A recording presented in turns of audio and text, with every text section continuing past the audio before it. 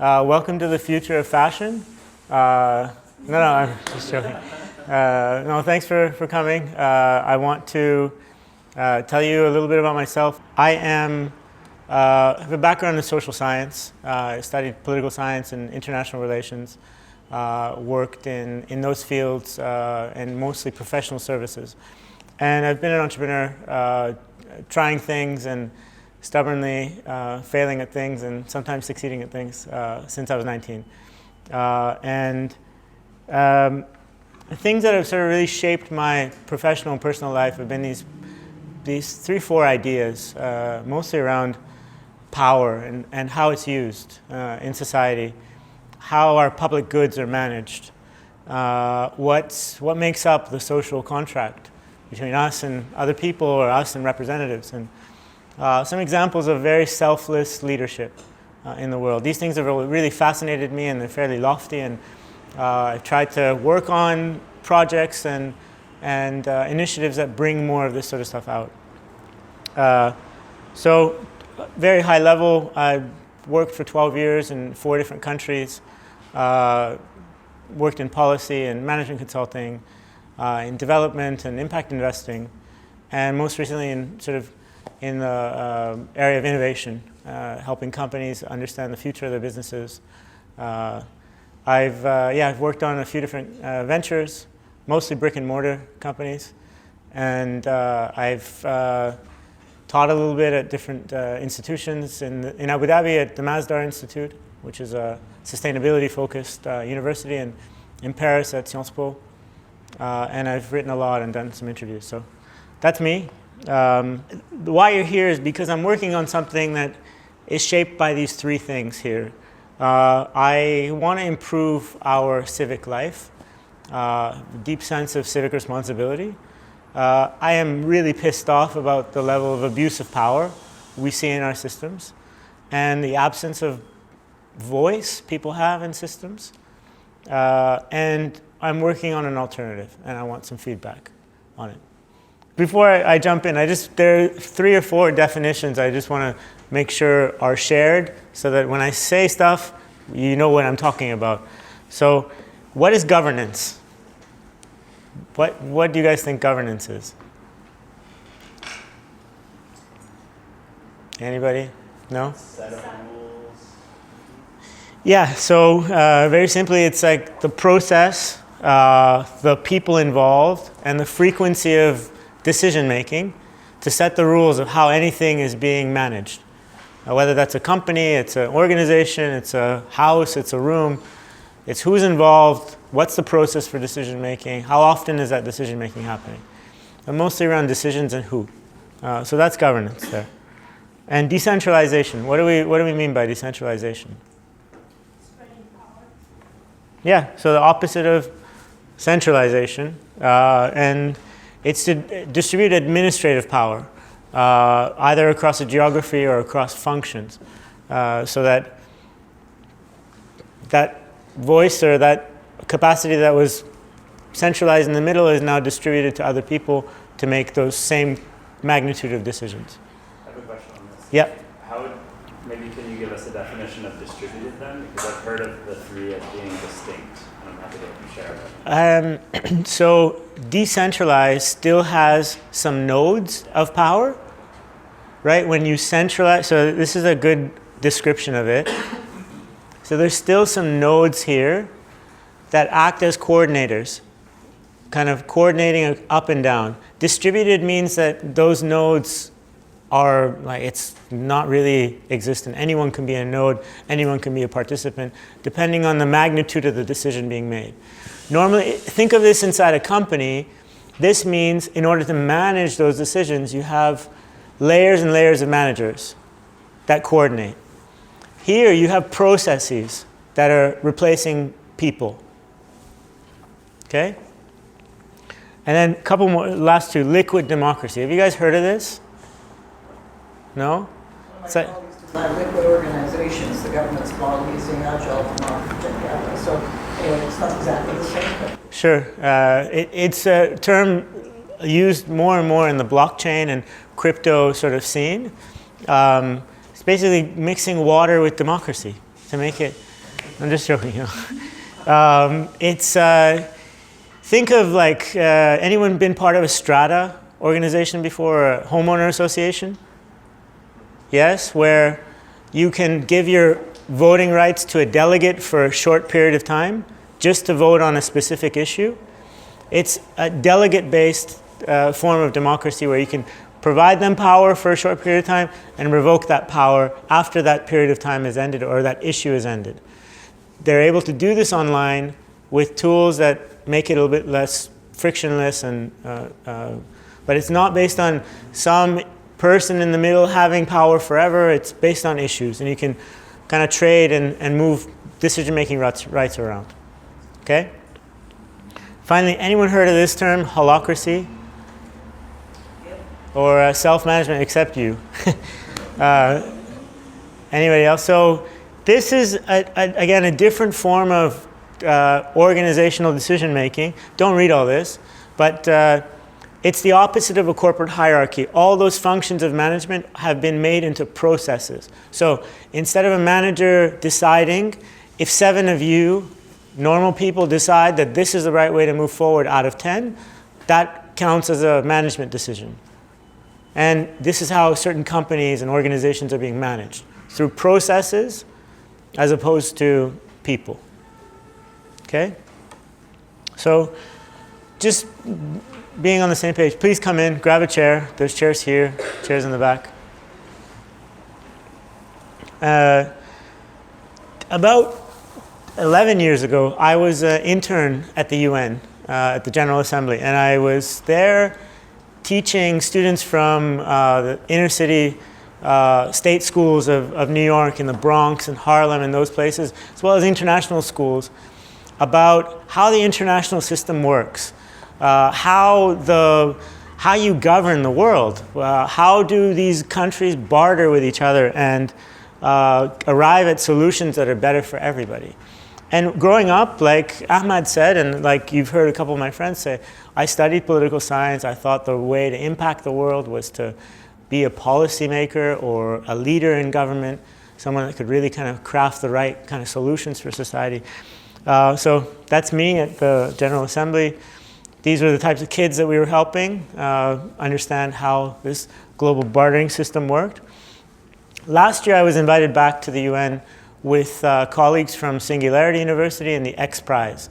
In this time, it was on a different capacity. We were presenting to members of the states on the impact of exponential technologies. These are technologies that were growing at exponential rates, and what this was going to do to their institutions and how they could update themselves for this new world that we're living in. To me, coming out of that experience, there was a back and forth. We would present these case studies, the implications, what member states could do, and a member from whatever country would get up and read a pre-written, long kind of press release type document, you know, dictating their lovely position on this, or all junk, without any solutions in mind. I just came out of that experience feeling like the people that are meant to absorb this information and take actions have zero idea what world they're inheriting or what to do in these positions.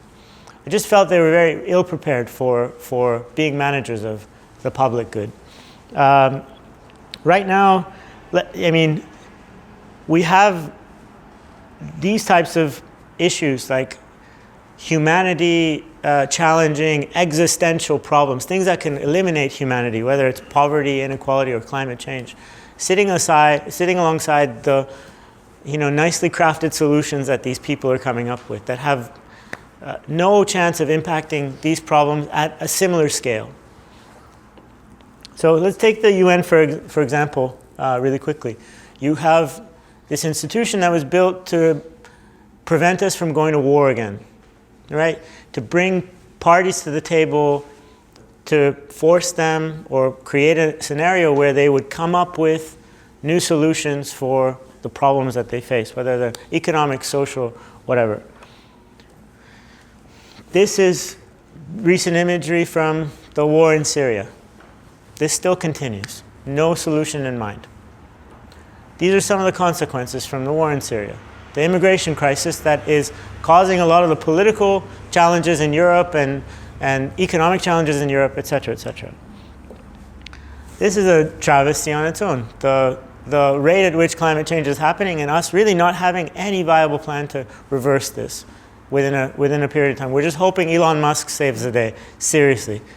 To me, like, all due respect to the UN, I've been, as you see, very strongly proponent of like reform in these institutions for different ideas to be presented and people to take more risks. And when I left the UN last year, I felt like it felt more like a retirement home for career diplomats than it did a place where novel humanity-saving solutions were being formed. It looked like a place where it was a museum of the past, of how we used to do things, not any indication of the future. And this is really emblematic of a lot of the organizations we see today, how they're structured, how they're designed.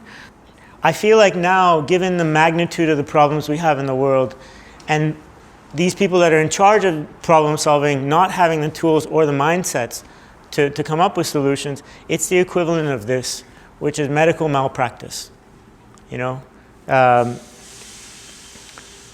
But we still continue to elect these individuals and hope that things will be the same. But on the flip side of all this, we live in a time when our ambitions are catching up to our dreams. What we're capable of doing today, there's never been a historical precedent. Down here in 1045, you have the creation of the printing press. 1990s, the first instances of mobile technology. Fast forward to present day time, and I'll share this presentation with people, so don't worry about wanting to take a lot of imagery and things. I'll share it with everyone. We can grow meat I actually ate one of these burgers in San Fran. It's called the Impossible Burger. It's a meat grown in a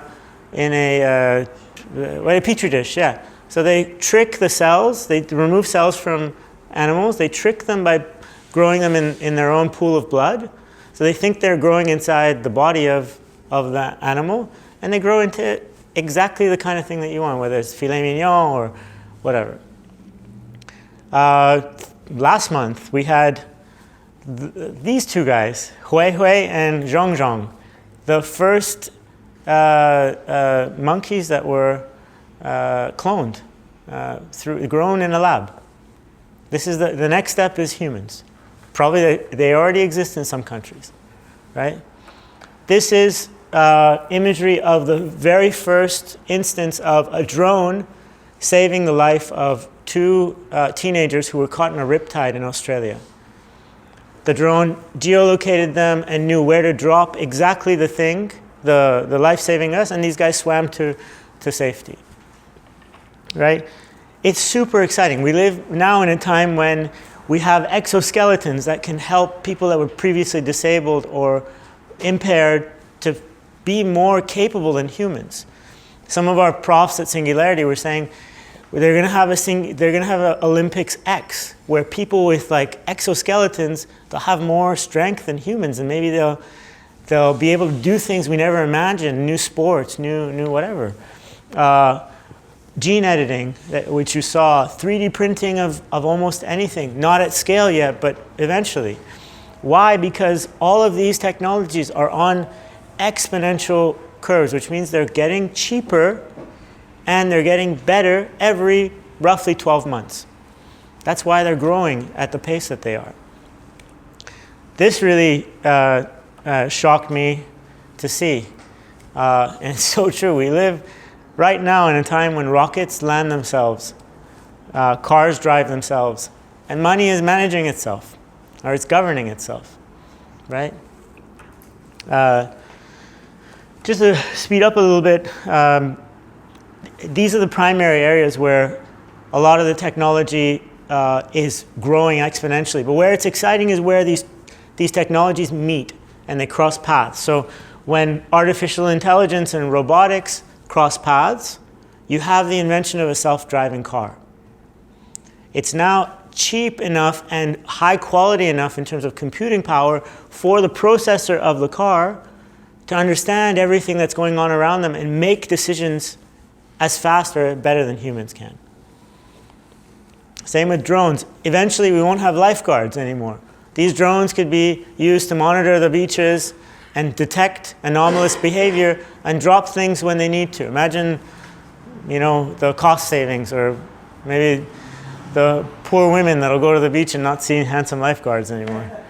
But we're living in a time when everything is digitally enabled, right? And if you heard this term, software eating the world, by Mark Andreessen, inventor of Netscape. Retail, driven by Amazon, completely software driven. Cameras, lighting from Philips, controlled entirely by software. Animation entirely by software. Let me give you one example of data. In 2016, we produced as much data as we had produced in the entire history of humanity, just in 1 year. Okay? Between now and the next 10 years, they believe this is going to double every year because the number of devices is proliferating. The capacity of those devices, the markers that they leave is proliferating. In 2027, they believe there'll be 150 billion devices producing data, from the sensors on your cars to your homes to your phones, your watches, all this sort of stuff. And data will reproduce itself in terms of volume every 12 hours, right? Every 12 hours, we're going to have as much data as we did in the entirety of history. Imagine if you're the manager in charge of making really smart decisions because you went to the best schools, and everything is changing every 12 hours. It's a really exciting time. It's also a super scary time.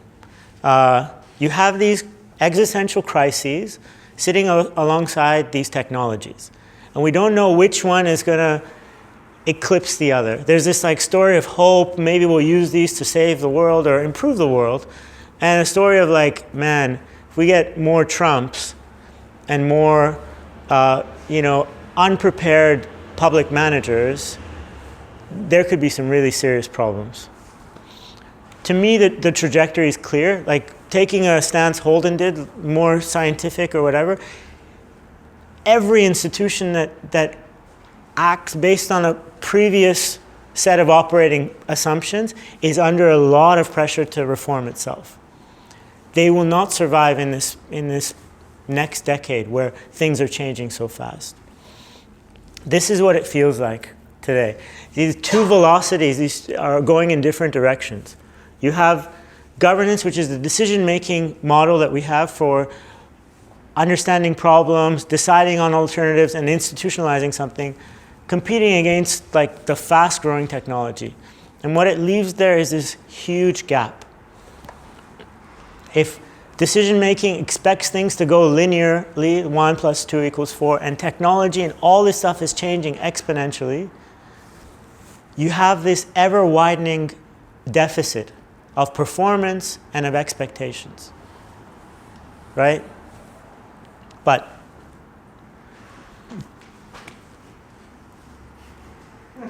this is the height of what we get to choose from.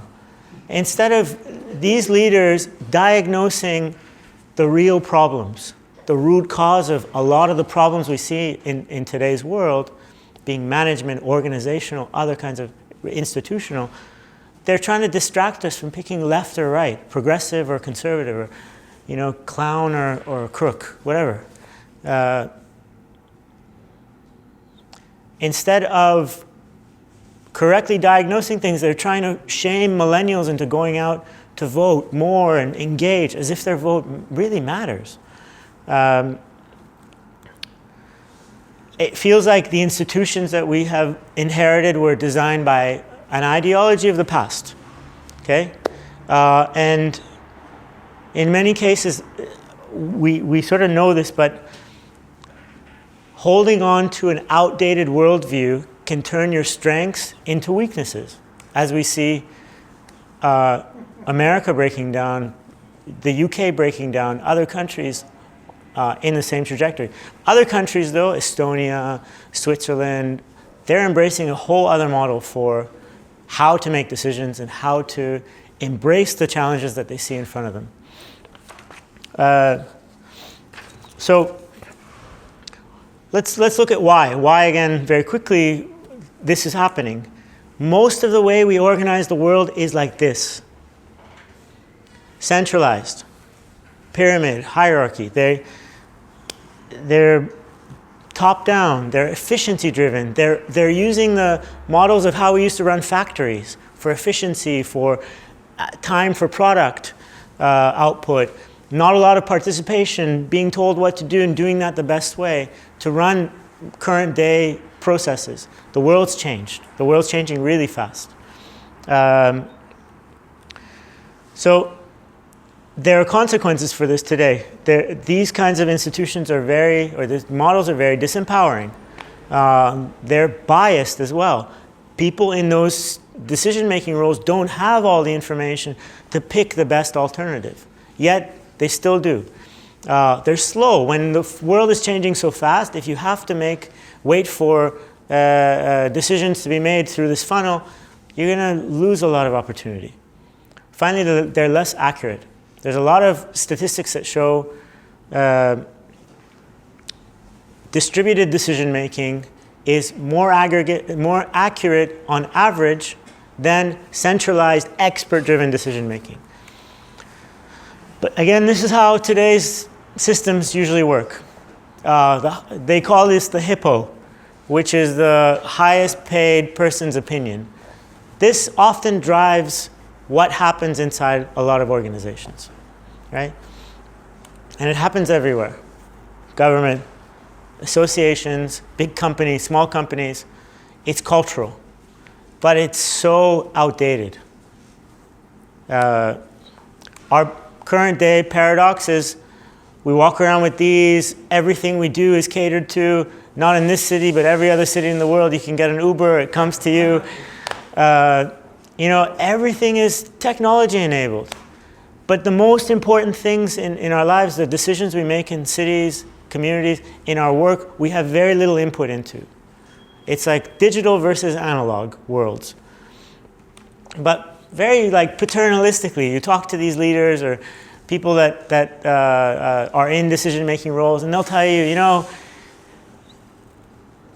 people are chaotic, they're crazy. You can't include them, and they don't have the skills. This is what it feels like to make decisions and collect feedback from everybody. It comes in different forms, in different tones, et cetera, et cetera. And you know what? You need more than an opinion to contribute. You need technical know-how, right? You can't just tweet something and hope that it will turn into something useful. But what's the cost of maintaining these kinds of systems? If we were doctors and we had to diagnose the system today, what would be some of the objective things that we're going to draw from? What can we see as some of the pains? By maintaining these systems, already we have these as evidence. 2 years ago, the credit worthiness of the United States was downgraded from AAA to AA because they don't believe that the institutions making decisions are doing them in a predictable, objective, clear way. Voter apathy is at some of the lowest points it's ever been in the history of democracies. People don't want to engage for left or right. Those are not the options that reflect them, so they stay home and they stay away from polls, particularly amongst the youth. At work, disengagement rates are some of the highest we've seen. 70% in some cases, found by Gallup, which is a very large market research company. And McKinsey says this is about a $500 billion problem of lost productivity just in the United States every year. People don't feel like they have a voice in the decision-making of their organization, and for them to be more productive and more engaged would require a big organizational transformation, which a lot of people aren't prepared for. Trust. Trust is at the lowest ever since Edelman, which is a big research company, started doing a barometer of trust in society. They found it to be lower than 50% in all 4 segments, from business, media, government, and NGOs. And you see this today. Like, there's a massive sense of distrust in a lot of things. People don't go to church or synagogues. They don't trust banks. They increasingly trust tech companies less, especially the big ones.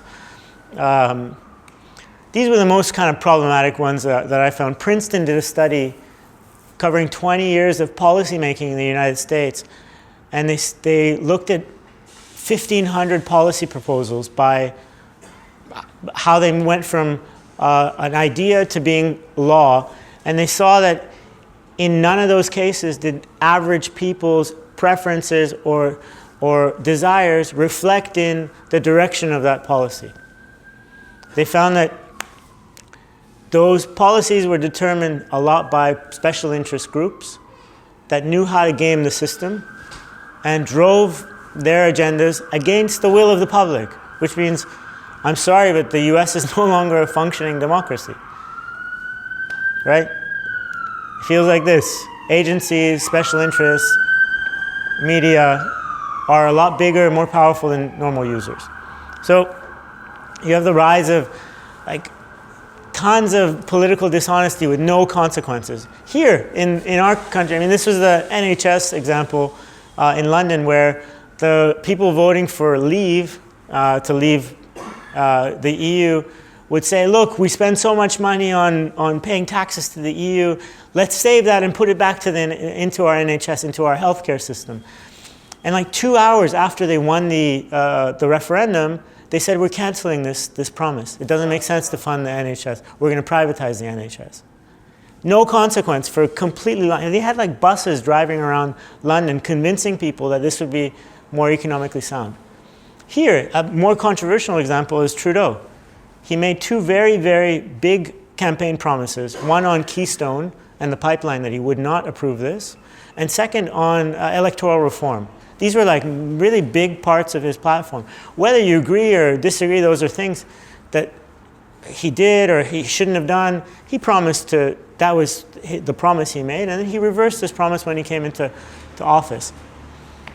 This is happening with like us not really having a chance to hold these people accountable, or it being too inconvenient to hold these people accountable. The consequence, again, this like beautiful graph, I use it everywhere for everything, like, is that there's a trust deficit now. Huge trust deficit, and it's too big to reconcile by just telling people to come out and elect a better leader. It's structural, it's institutional. We need an institutional intervention to change this. We need something that is going to adapt us to our times that are fast changing, not relying on the same old way of doing stuff. So let me fast forward a little bit, because I want to get to where we are. I'll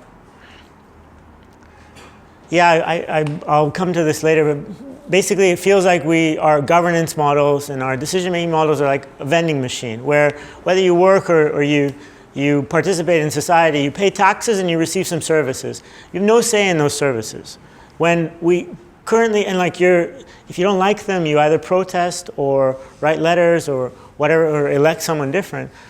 We now have the tools to include people's voices in how those services, how policies, how resource allocation decisions are being made. Why do we not include them? This is the central kind of mystery. Now, our system of representative democracy was like super revolutionary 1,000 years ago, maybe even 200 years ago, when the system was a lot less complex, where communication was scarce, where you actually needed to go somewhere to meet in order to talk and deliberate. And only those that had a horse could do this. So you elected them. Holden, you have a horse, you're upper class or something, like you're my guy, you go and tell them I want some subsidies for my farm or for my crop. So he would go on behalf of all of us to the center of the city and represent us. those times don't exist anymore. Everyone, like this, eliminated those times. We can talk to anybody anywhere in the world so long as they're on the internet now. Because mobile phones are so cheap, there's more of them than there are humans. It's just made the flow of information and the marginal cost of communicating zero.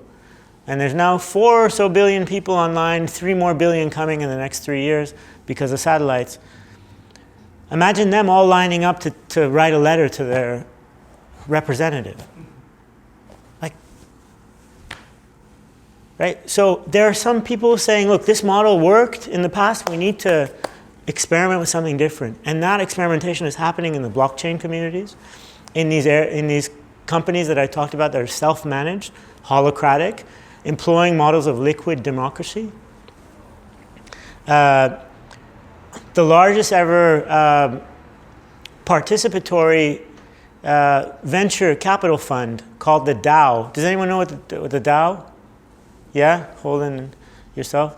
The DAO is a distributed autonomous organization. So imagine it's a holding company that has a number of rules, that based on these rules, anyone can participate in this company.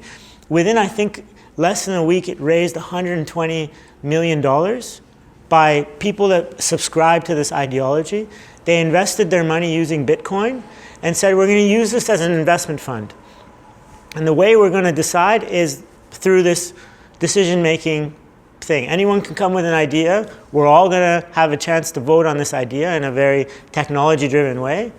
And if the majority of people decide after a certain threshold, we're going to allocate the money that we want into this idea. Why? Because they think expertise is distributed amongst everybody. Everyone has some genius to contribute. It's just a matter of making a process legitimate enough so that those people can contribute in the right stages. We don't need an investment manager. We'll reduce the costs of that, and we'll do more experimentation. And now there are companies running like this. Do you know a company named Zappos? Yeah? Do you guys know that it started to run as a self-managed holocratic company a couple of years ago with different success? So the CEO said, I'm sick of having managers. It costs me too much to have all this layer of management. I'd rather people make mistakes, but learn leadership, learn management, and we have processes and tools to manage people. And they took 1,500 people and they experimented with this model. And they're still a highly profitable company, a place where they have some of the lowest retention rates.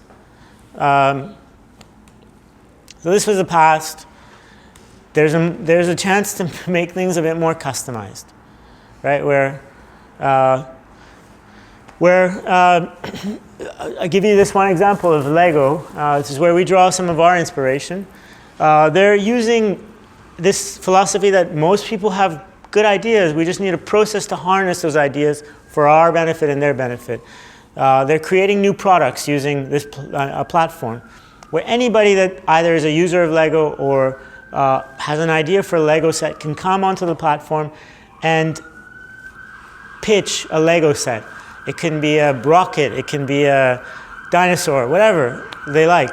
But if they gather 10,000 votes for this, it goes to a committee that's made up of like designers, marketing people, production people that know how Legos function and how they're brought into the market.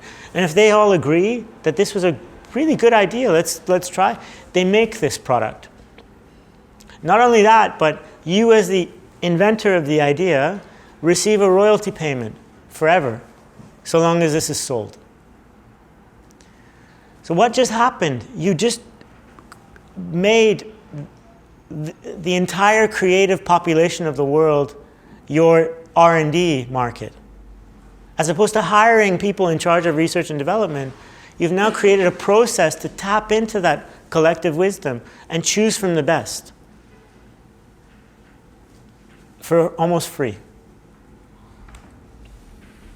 So these are some staff picks. Someone made a windmill. No one in Lego had ever made a windmill before. It's one of the best grossing products they've had, I think, in the Netherlands. So giving you some of these examples, like what examples would restore the legitimacy of our organizations, of our system, and make it work more for users.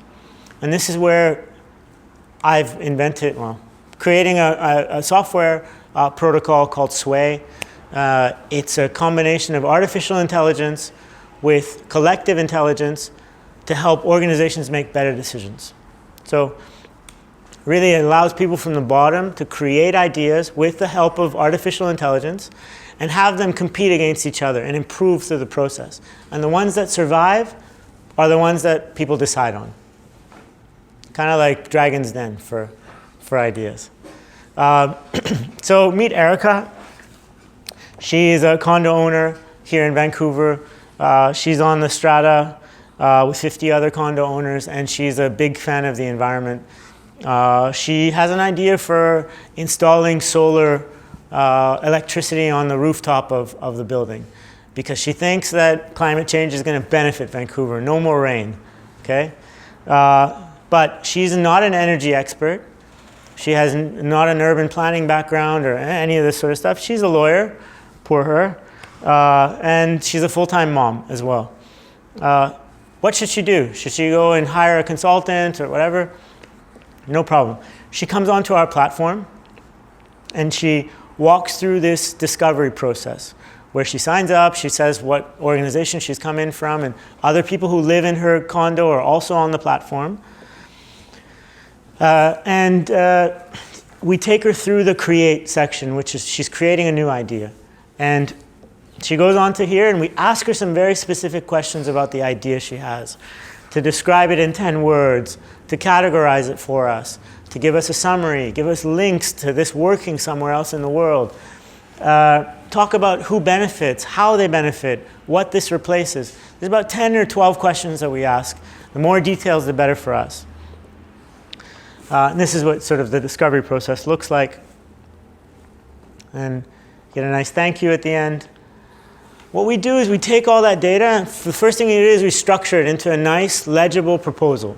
Kind of imagine Wikipedia, where you know where everything is, regardless of the article that you're looking for. The next thing we do is we do like 3 levels of augmentation. We look for bias in her language and suggest that she remove that bias. So the way that she's describing something may not present the case very well. We also look for areas where we can improve the language to make it more persuasive. And we suggest to her to make these improvements. Finally, we look for areas where we can add evidence so that it's not just an idea, it's now a case. It's an objective, non-biased case for how something should change. We also do something called concept matching. So if there are other ideas in our system or out on the web that are similar to hers that she hasn't seen, we suggest that she look at these. The same way that you go through Amazon, at the bottom of your selection, you have a bunch of other products that you should probably take a look at because of your buying patterns and your personality and all that sort of stuff. But we do a similar thing. Once she's ready to accept or amend those changes, she puts it onto the platform. And then all of her other people who live in the building can go onto that proposal and start to amend the proposal, make changes, suggestions, improvements.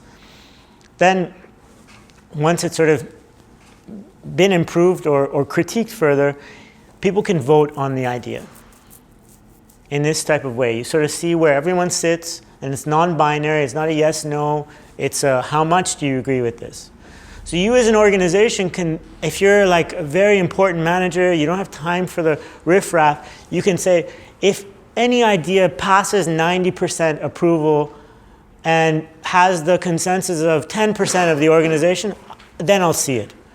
Then you let the system work with the people to feed you the best ideas, if there's demand to get those up to the top. And that's what we call organic idea graduation. So there's protocols in place. There's a system that can't be changed by one manager's decision. You set it up as an organization, and now this is how you are going to make certain types of decisions. And this is, we call it also efficient idea graduation.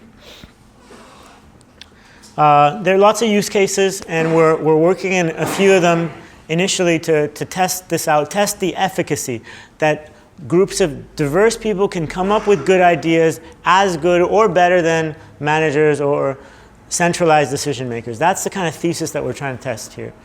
And we see this working inside corporates for innovation management, for performance management, for ideation, for product feedback from customers or from users, for public consultations on like what to do with the new development project, et cetera, et cetera. So, you know, we see it the same way like as Uber has sort of come into the world. It's kind of discontinuous. If Uber was a $77 billion experiment in how taxi services should work, not optimizing for how they currently do work, like just add an app and it'll take care of it. It's a redesign of how the whole company is organized. We think this is what we're doing is a 21st century decision-making process of how decision-making should work. Not every decision, gradually every decision. Because, let me fast forward a bit to this idea. So I talked about data, right? I talked about how it's proliferating every year, until 2027, where it proliferates every 12 hours, doubles. You got it? The current practice right now is like a hippo-dominated, highest paid employees' opinion-dominated decision-making practice. When there's volumes of data increase, those people will be crippled unless they're using advanced AI, and still they're not getting all the sentiment that they can from people. There's going to be a need for decentralization of decision making. Same here. It's almost an unavoidable future in our perspective. That right now we're kind of down here where we don't have enough data, and the culture still holds us back from distributing control over decision making. But as processing power of AI improves, and as the volume of data improves, we're going to have tools in place to allow for this to happen more and more. So that's sort of what we're working on. Just before I conclude, I want to go back in time a bit and say there was a time when society was ruled by monarchs, thousands of years ago, and they gave this impression that they were the privileged intermediary between us and God, that they could transmit the lessons and they were there to demonstrate how people should aspire to live. And then a few people came along and said, look, like, if I can pray and if I can think for myself, why should someone in between me and God interpret what I want? Why can't I have a direct relationship with God? And so they started to challenge this paradigm. There were political challenges, revolutions. It was a bloody mess until we got here. But I think we're at a similar type of inflection point where it's not a technological question, it's a cultural question of whether we are prepared to make decisions in collectives and not give away our precious power for other people to interpret our preferences. Maybe there's an in-between where we start on smaller decisions and move our way up, but I don't see a reality where we're governed by other people in that future. And I think, like, to conclude, if we are now colonizing other countries or other planets, we have countries in the world that are falling apart because they don't have governance systems. If we had to recreate our decision-making systems, would we do exactly what we're doing now, or would we do something different? Like, hands up for do something exactly as it is now. Hands up for more dictatorship. But hands up for experiments in more participation, combining technology and people. like, this is the world we're going to inherit in the next 10 years.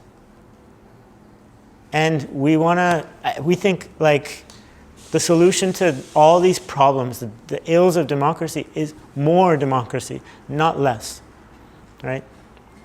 So, thank you very much.